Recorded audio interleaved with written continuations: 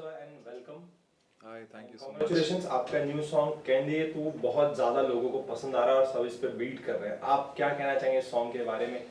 Thank you so much. सबसे पहले तो ये बात प्रतिभा मैम तक जानी चाहिए बिकॉज शी हैज़ संग इट।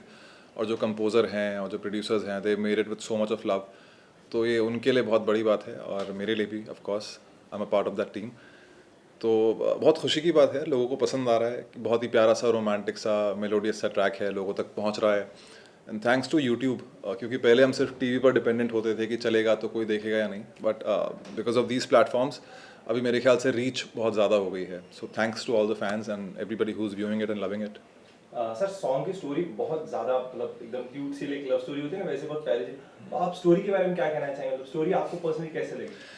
हाँ, स्टोरी जैसे आपने कहा बहुत क्यूट सी है, प्यारी सी है। एक रेगुलर लाइफ में हम सभी लोग जो फेस करते हैं वैसी सी स्टोरी है। तो कुछ बहुत आउट ऑफ द बॉक्स नहीं है कि यार ये सिर्फ इन्हीं की लाइफ में हो रहा है, किसी और की लाइफ में नहीं हो सकता। एक नॉर्मल सा कपल है, जॉब करता है लड़का, लड़की घर पे रहती है, एनिवर्सरी है, वो काम में बिजी है और लड़की एक्सपेक्ट करती है कि वो आए और कुछ स्पेशल फील कराए, पर वो ऑब्वियसली इतना बिजी है तो भूल जाता है चीज़ें। And then he is asking for forgiveness throughout the song. तो पूरे गाने में वो कभी उसके लिए कुछ स्पेशल चीज़ करता है, सॉरी बोलता है, फॉरगिवनेस मांगता है। और ग्रेजुअली दे पैच अप और सुबह से लेकर रात तक उनकी ये लड़ाई क्या मतलब प्यार भरी नोकझोंक चलती रहती है और शाम तक सब ठीक हो जाता है। Just like all of us, हम सबकी लाइफ में भी यही होता है। ओके, तो सर ये बताइए शूटिंग के दौरान कोई ऐसा किस्सा है जो आपको याद हो, मतलब ऐसा यादगार बन गया हो इस सॉन्ग के शूट के दौरान में? शूट हम लोगों ने जयपुर में किया था। जिस वक्त ये गाना शूट हुआ उस वक्त मैं राजस्थान में ही था।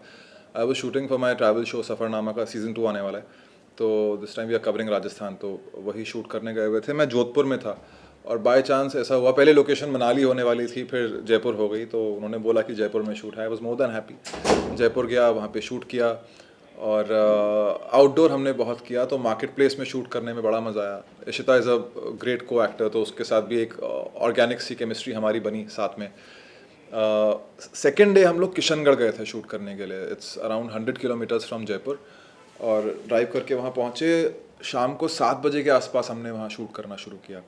तो वो जो जगह है ना, इट्स अ डंप यार्ड, पूरा मार्बल का वहाँ पे काम होता है, तो उसका जो भी रेसिड्यू होता है वो वहाँ पे बिखरा होता है। तो ऐसा लगता है कच्छ में आ गए हो या फिर लद्दाख के किसी एरिया में हो।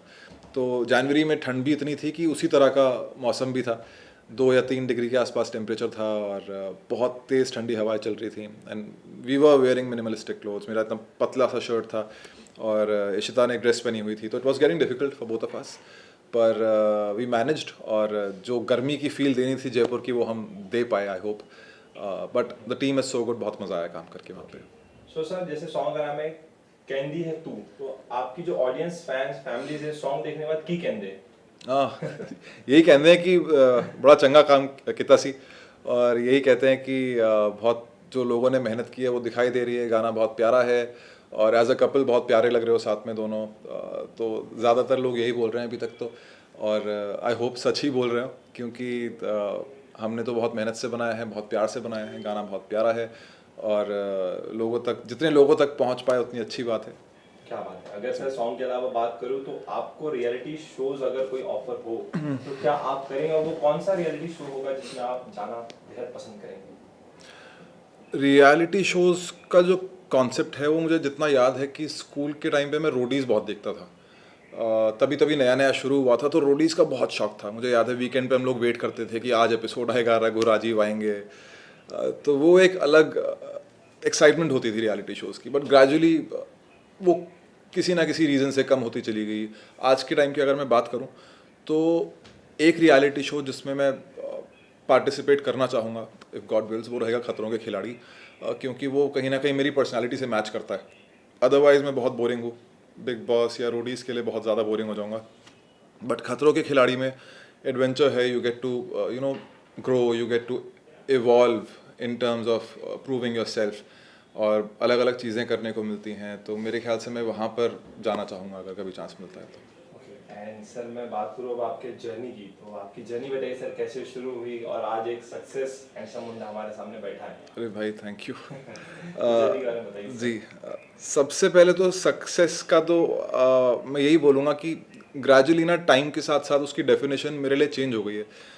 पहले लगता था कि यार एक काम मिल जाए तो सक्सेसफुल शायद वही होता होगा, फिर लगा नहीं यार एक के बाद दूसरा कुछ बेटर हो जाए, तीसरा कुछ बेटर हो जाए, तो आपको शांति नहीं मिल पाती कभी भी, तो वो सक्सेस कभी फील हो ही नहीं पाता उस तरीके से कि यार अब सक्सेस मिल गई है। तो उसकी डेफिनेशन मेरे लिए तो अब ये हो गई है कि यार शांति अगर बनी रहे अपने मन के अंदर और तरीके से काम होता रहे, एक बैलेंस, वर्क लाइफ बैलेंस बना रहे, तो वही सक्सेस है। और मैं यही प्रे करूँगा कि सबको अपनी अपनी लाइफ में इस तरह की सक्सेस मिले, क्योंकि भाग तो हम सभी रहे हैं। जर्नी मेरी शुरू हुई थी मेरठ से, मेरठ में पैदा हुआ, वहीं स्कूलिंग की, दिल्ली गया, ग्रेजुएशन पोस्ट ग्रेजुएशन वहाँ पर की, MBA करके मुंबई आ गया। कुछ ऐसा डिसीजन नहीं था कि मुझे एक्टर ही बनना है लाइफ में, तैयारी आर्मी की थी, मेरे सारे कज़न्स आर्मी में हैं, और कुछ अंदाज़ा भी नहीं था क्या रास्ता है, कैसे पहुंचना होता है, क्या करना होता है, बस पता था कि मुंबई में सब कुछ होता है। तो कुछ ऐसे आर्ट एंड क्राफ्ट का बैकग्राउंड भी नहीं है मेरा। यहाँ आके मैंने जॉब शुरू की, 1 साल तक जॉब की, रात को दिन में ऑडिशंस देता था, रात को जॉब करता था, समझा कि क्या करना होता है, कहाँ ऑडिशन देने होते हैं, एक्टिंग क्या है, किस तरीके से आगे बढ़ना है। होते होते घर पे बता दिया कि मैं बॉम्बे में हूँ, पहले बताया भी नहीं था उनको, उनको तो ये लगता था कि पुणे में जॉब कर रहा हूँ। फिर जॉब छोड़ के मैंने एज एन AD काम किया 10 महीने तक, तनुजा चंद्रा मैम के साथ एक फिल्म पर, इट्स कॉल्ड सिलवट, वो Z5 पर है, Kartik was the hero in the film. तो वो फिल्म 10 महीने मेरे लिए एक लर्निंग प्लेटफॉर्म थी, मेरी स्कूलिंग कह सकते हैं उसको, फिल्म मेकिंग की। Starting from the scratch, screen play लिखने से लेकर प्रीमियर तक मैं कम्प्लीटली उनके साथ जुड़ा हुआ था, तो वहाँ पे मैंने सब कुछ सीखा। And that's when I realised कि मुझे इस इंडस्ट्री में रहना है। मतलब 10 महीने के मुझे अराउंड 1000-1500 रुपये पर मंथ मिलते थे एज एन इंटर्न, लेकिन मुझे कुछ कमी लगती नहीं थी कभी भी, मुझे सेट पे रहना बहुत पसंद था। तो तब डिसाइड किया था कि चाहे एक्टर बन पाऊँ या ना बन पाऊँ, लेकिन फिल्म मेकिंग में पक्का रहना है मुझे। So that's when I realise that my calling was right, मुझे यहीं पर ही आना था और इसी काम के लिए आना था। फिर मैंने कास्टिंग की 6 महीने, तब देखा कि कितने लोग यहाँ पर हैं, कितने सालों से यहाँ पर हैं, कितने सुपर टैलेंटेड लोग हैं जिन्होंने इतना सारा अच्छा अच्छा काम किया हुआ है, but they are still waiting for validation, और उनको अपना ड्यू मिलना बाकी है। तो एक रियलिटी चेक मिला मुझे कास्टिंग करके कि अच्छा काम करना और कंसिस्टेंटली काम करना बहुत ज़रूरी है, और उसके ऊपर कुछ नहीं है। आपका स्टारडम या फिर फेम, वो सब बहुत टेम्परेरी चीज़ें होती हैं, और अपना करियर फेजेस में ही रहने वाला है। तो आज आपका काम चल रहा है तो आप हो, कल नहीं चल रहा है तो नहीं हो, but that should not make or break you as a person. और आपको जो आपकी पर्सनैलिटी है उसको कभी टूटने नहीं देना चाहिए। तो काफ़ी कुछ चीज़ें देखी और सीखी यहाँ पर। इन दी एंड यही समझ में आता है कि बस अपने अंदर अपने आप से सेटिस्फाइड रहना और अपने क्राफ्ट पे काम करना, डिसिप्लिन रहना बहुत ज़रूरी है। क्या बात है सर। हमारे ऑडियंस और आपके फैन जो आपको इतना बड़ा प्यार दे रहे हैं, उन्हें आप क्या लास्टली कहना चाहेंगे अपनी तरफ से? अभी तो जो मैं फील कर पा रहा हूँ, सबसे क्लोज फीलिंग वही है कि गर्मी बहुत ज़्यादा बढ़ गई है। तो सबसे पहले तो अपनी हेल्थ का ध्यान रखें, अपने आप को हाइड्रेटेड रखें। अपना जो हीट वेव है इंडिया में बहुत ज़्यादा स्ट्रॉन्ग चल रही है इस साल, तो फ्रूट्स खाएं, वाइटामिन लें, आसपास जो जानवर हैं, पक्षी हैं, उनका ख्याल रखें, पानी पिलाते रहें, उनको खाना देते रहें। जितना हो सके जहाँ खाली जगह मिले वहाँ एक आधा पेड़ लगा दो, वो बहुत अच्छा रहेगा। तो मैं तो अपने दोस्तों को भी, फैमिली को भी और फैंस को भी, सभी को यही बात लगातार बोलता रहता हूँ कि एनवायरनमेंट का ध्यान रखना बहुत ज़रूरी है। तो वो करिए, प्लस इतना सारा प्यार देने के लिए गाने को, कहंदा है तू को, बहुत बहुत थैंक यू आप सभी का। और आई होप आपको पसंद आया हो, अगर आया हो तो आगे भी सबको दिखाएं, because it's a product of hard work and love, and I'm sure you'll love it. It'll put a smile on your face. Thank you so much and take care everybody. Thank you so much. Thank you.